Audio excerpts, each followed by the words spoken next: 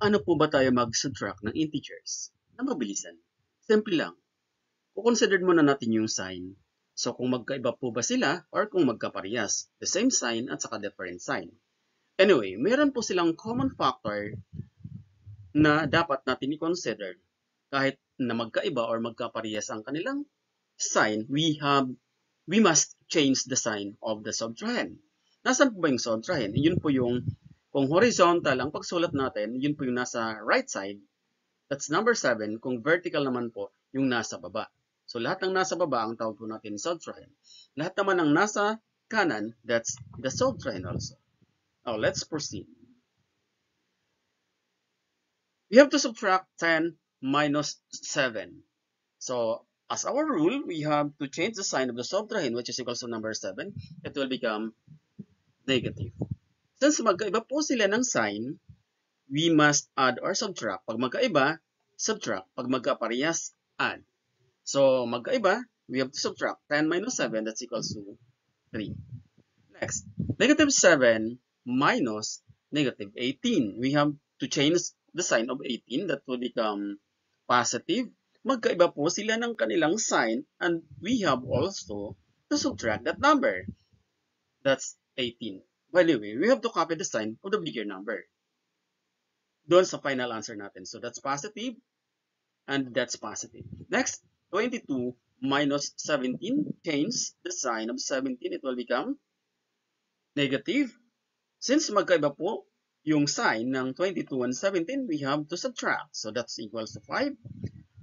The same dun po sa number 4, we have to change the sign of the subtrahend. That's equals to positive 200. Then subtract.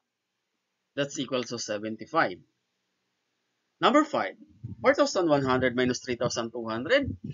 Hence the sign of the subtrahend. That's equals to negative 3,200. Since magkaiba, so we have to subtract. That's equals to 900.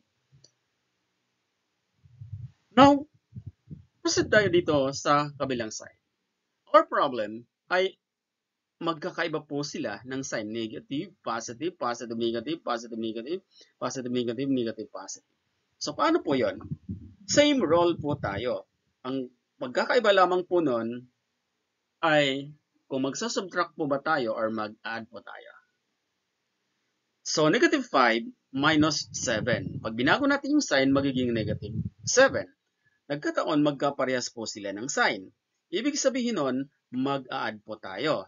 So, we have to add 5 plus 7, that's equals to 12. Then, we have to copy the sign of your number. Next, we have 18 minus 7, negative 7, magiging positive. So dito, magkaparehas na naman po sila ng sign. Parehas positive, we have to add that number, that's equal to 25. Next is 22 minus negative 17. Baguhin, magiging positive, then add, this will become 39. 200 minus 125, magiging positive. Since parehas po sila ng sign, just add that number. This will become 325. Then dito, 4,100 minus 3,200. Since positive po yun, magiging negative. Magkaparehas po sila ng sign. Just add that number. And therefore, your final answer is 7,300. Negative po yung baba kasi yung kanilang sign is negative. Have a nice day.